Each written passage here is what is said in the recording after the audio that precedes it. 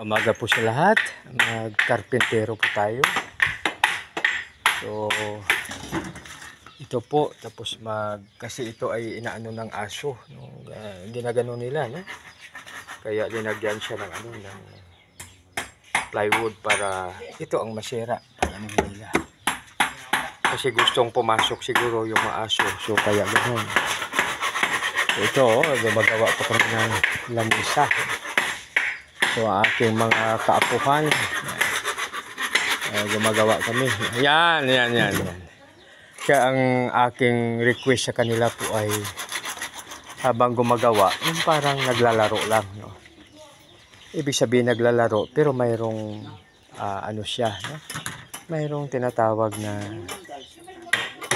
best output. Ingat.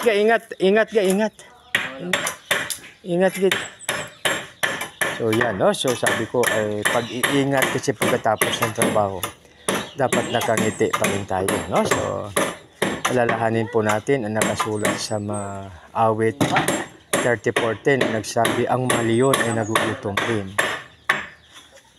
nagkukulang sa hustong pagkain, ngunit ang mas sumusunod kay Yahweh, mga mabubuting bagay sa kanila hindi na ubo.